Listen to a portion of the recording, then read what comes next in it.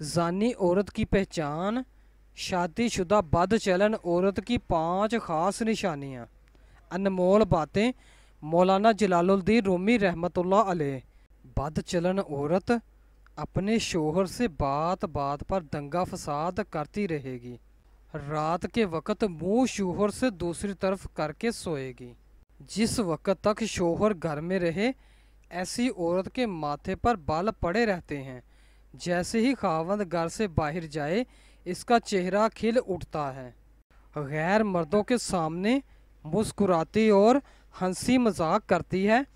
शोहर की गैर मौजूदगी में खूब बाल बनाती और बनाव सिंगार करती है।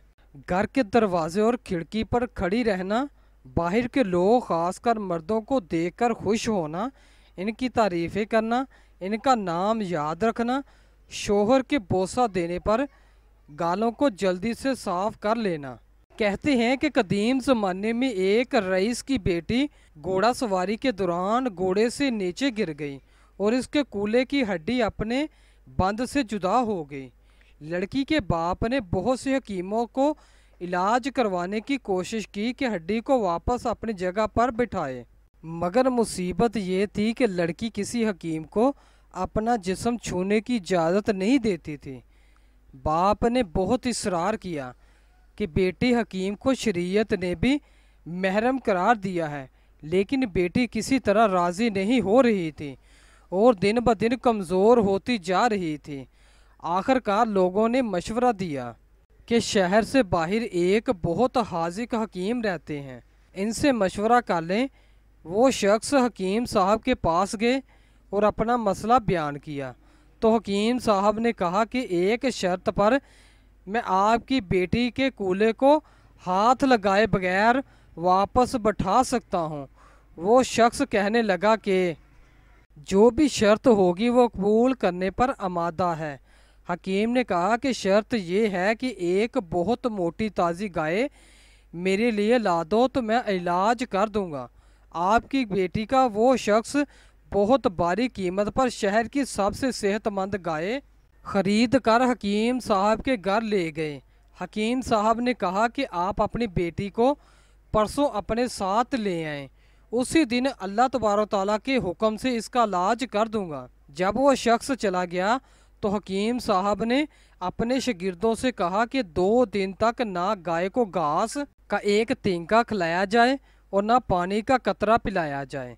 शागिर्द हैरान हुए कि इतनी सेहतमंद गाय 2 दिन में भूख और प्यास से मर न जाए, लेकिन चूंकि उस्ताद का हुक्म था इसलिए तमील के सिवा कोई चारा ना था। 2 दिन तक गाय भूख और प्यास की शिद्दत से बहुत कमज़ोर हो गई।